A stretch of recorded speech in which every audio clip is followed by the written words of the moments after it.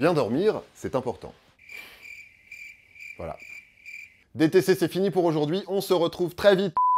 Oui, enfin bon, bien dormir, c'est important, vous le savez maintenant si vous êtes des habitués, vu que j'ai fait quand même pas mal de vidéos sur le sujet. Mais il nous restait quand même un petit truc à voir ensemble. Eh ben, on va en parler tout de suite. Je vais me changer. La qualité de notre sommeil, elle est importante au niveau physique et aussi au niveau psychologique, parce que ça joue aussi sur notre santé mentale. On avait déjà fait le tour des conseils pour mieux dormir. Je vous invite à retourner voir la vidéo si vous avez oublié, vous allez voir, c'est pas des trucs très compliqués à faire. Et il nous manquait un sujet à voir ensemble, mais avant de vous en parler, j'ai quelque chose à vous dire. Cette vidéo est sponsorisée par Emma. Emma, c'est un site sur lequel vous allez pouvoir trouver tout ce qu'il vous faut pour chouchouter votre sommeil. Ils ont déjà sponsorisé plusieurs de mes vidéos sur le sujet, et à chaque fois, je teste leurs produits. J'ai déjà les oreillers à mémoire de forme, le surmatelas à mémoire de forme, la couette, le linge de lit, etc., etc. Cette fois, je passe au matelas, et pas n'importe lequel, le matelas hybride premium. Autant vous dire le haut du panier. Mémoire de forme, pour épouser les contours de mon corps. Matière respirante pour rester frais. Je parle du matelas. Je l'ai commandé, il est arrivé 72 heures plus tard, dans ce sympathique carton très facile à ouvrir, et je l'ai testé. Et après, j'ai testé le matelas. C'était beaucoup mieux. Je sens bien que vous êtes jaloux. Attendez, bougez pas, j'arrive. Avant de vous donner mon code promo, il faut que je vous dise un ou deux trucs sur Emma. Déjà, vous avez vu, la livraison, elle est rapide, elle est pratique, mais elle est aussi gratuite. Et le retour aussi, si jamais. Oui, parce que vous avez 100 nuits pour tester le produit que vous avez reçu, et pour le renvoyer, s'il vous convient pas. Le matelas hybride, il a été 7 fois primé en Europe, et le Emma original, ça a été le plus vendu en France pendant 2 ans de suite. Et tout ça, c'est garanti 10 ans. Après, si vous prévoyez pas de changer forcément de matelas tout de suite, je vous ai dit, il y a plein d'autres accessoires sur leur site. Allez jeter un œil, vous allez trouver votre bonheur. Et donc, comme promis, avec le code promo CORE, vous avez 10% de réduction sur le site. En plus des réductions qu'il y a déjà. Oui, parce qu'en ce moment, c'est les soldes d'été. Ce code, il est valable jusqu'au 25 juillet à minuit. Donc, allez faire un tour sur le site d'Emma que je vous ai mis dans la description de la vidéo, et hop. Donc, on avait vu les trucs à faire pour bien dormir, mais on n'avait pas encore parlé de la meilleure position pour dormir. On va faire le tour de toutes les possibilités, et on va voir quelle est la meilleure, et lesquelles sont les pires. Allez, on commence tout de suite avec... dormir sur le côté. Ça, c'est la position la plus courante. A priori, la moitié d'entre vous qui êtes en train de regarder cette vidéo dort sur le côté. Mais est-ce que c'est la meilleure position? Bah, à vrai dire, ça dépend. Elle a des avantages, mais elle a quand même pas mal d'inconvénients aussi. Dormir en position fétale, hein, comme un fœtus.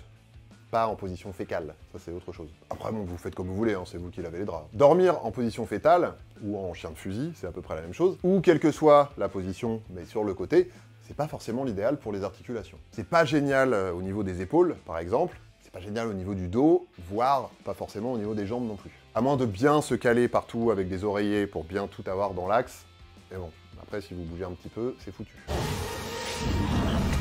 Et puis suivant le côté sur lequel vous dormez, ça peut faire peser le poids de votre corps sur différents organes. Les organes digestifs, par exemple, avec des répercussions à ce niveau-là. Et puis il y a aussi ce truc que vous connaissez sûrement, si vous vous endormez sur votre bras, vous risquez de vous réveiller avec le bras tout mort. Et ça, c'est pas très agréable.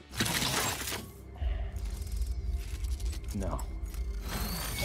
D'ailleurs, spontanément, dans ces cas-là, on se dit que si on a le bras tout engourdi au réveil, c'est parce qu'en dormant dessus, on a coupé la circulation sanguine. C'est pas faux, mais c'est pas la seule raison. C'est surtout parce que quand tout notre poids repose comme ça sur notre bras, ça comprime les nerfs qui sont à l'intérieur. Et quand ils sont comprimés, bah, ils arrêtent de fonctionner correctement. Nos nerfs, il faut savoir qu'ils ont essentiellement 2 fonctions. Ils s'occupent de la sensibilité, c'est-à-dire qu'ils donnent les sensations, le toucher, etc. Et ils s'occupent aussi de la motricité, c'est-à-dire que c'est eux qui envoient des impulsions électriques à nos muscles pour les faire fonctionner. Et donc quand nos nerfs sont comprimés, ils n'aiment pas trop ça, du coup ils se mettent en grève, si vous voulez, ils arrêtent d'envoyer leurs informations, du coup non seulement on sent plus rien, mais en plus on peut plus bouger. Alors bon, c'est pas dangereux, mais si on a le sommeil très lourd et qu'on reste vraiment très longtemps endormi sur son bras, le réveil est pas génial. Après, au niveau positif, dormir sur le côté, c'est la meilleure position en cas de grossesse. Oui, parce que déjà, bon bah sur le ventre, passer un certain stade, c'est même plus la peine d'y penser, et sur le dos,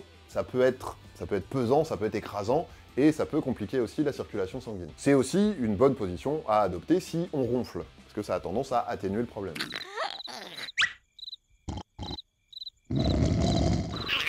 Petit truc à pas négliger, dormir sur le côté, c'est aussi la possibilité de dormir en cuillère, si on dort pas seul. Bon, ça c'est soit la meilleure chose, soit la pire chose, hein. C'est un peu une question de goût.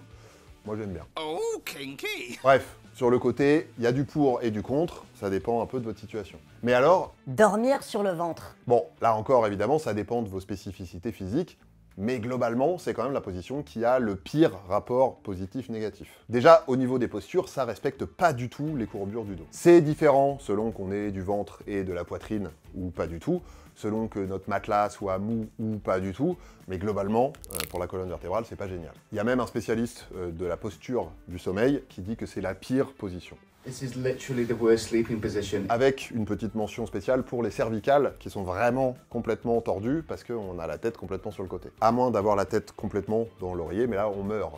C'est pas très bon pour la santé. Enfin, plus sérieusement, quand on est sur le ventre, la cage thoracique se développe pas tout à fait correctement, donc en plus on respire moins bien. Comme notre poids repose sur notre ventre, donc sur notre estomac, bah pour les histoires de digestion et pour les problèmes de remontée acide, pas génial non plus. En plus on dort la bouche ouverte, là on bave sur l'oreiller, c'est dégueulasse, ça pue, donc bon. Et pourtant c'est la deuxième position la plus fréquente après dormir sur le côté. Ce qui nous laisse donc la moins courante, c'est-à-dire... Dormir sur le dos. Bon, c'est la position la plus mal aimée, et si on regarde comme ça vite fait, bah on peut se dire que c'est bien mérité. Dormir sur le dos, ça favorise les ronflements et l'apnée du sommeil, dont on avait déjà parlé ici avec Ben de Nota Bene. Ça favorise aussi le bruxisme, c'est-à-dire le fait de grincer des dents, on en avait parlé aussi. Mais d'un autre côté, au niveau du dos, c'est quand même beaucoup mieux, hein, c'est la meilleure des trois. Tout est bien aligné, tout est bien rectiligne, et si votre matelas est pas trop défoncé, bah, la colonne vertébrale, elle est aussi dans une courbure idéale, c'est-à-dire que ça évite les tensions, les douleurs, etc. Au niveau des autres articulations, c'est pareil, on est dans une position qui est neutre, qui est assez naturelle, donc on est bien. Pas de remontée acide non plus, ou de problème digestif. Ah, c'est quand même dommage qu'il y ait cette histoire de respiration, sinon on est parfait, quoi. Bah oui, parce que quand on est allongé sur le dos, à plat, comme ça,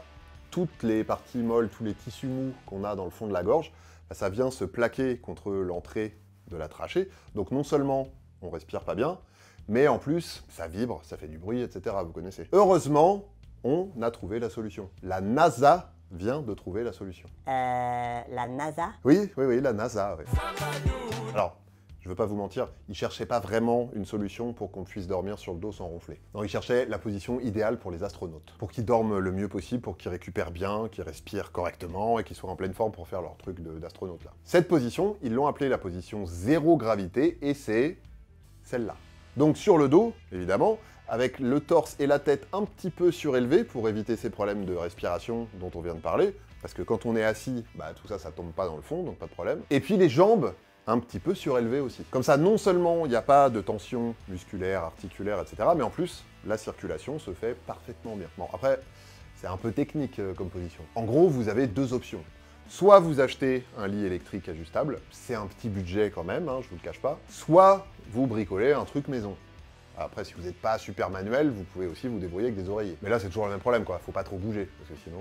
Ah oui, sinon, troisième possibilité, faut être astronaute. Merci la NASA. Bon, en réalité, vous avez compris, il n'y a pas vraiment une position idéale qui marche pour tout le monde. Ça dépend de pas mal de paramètres qui peuvent varier beaucoup d'une personne à l'autre. Notre morphologie, la forme de notre corps, si vous voulez, nos petites particularités, nos maladies, éventuellement, notre type de sommeil.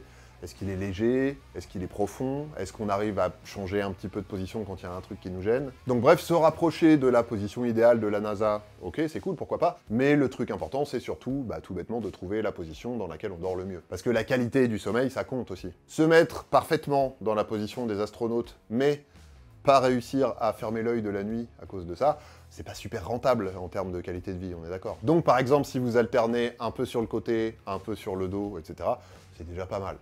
Et puis de toute façon, c'est pas vraiment comme si vous choisissiez, vous dormez. Voilà, DTC, c'est fini pour aujourd'hui. On se retrouve très vite pour de nouvelles vidéos. D'ici là, prenez soin de vous et prenez soin des autres. Mettez-vous bien et surtout, portez-vous bien.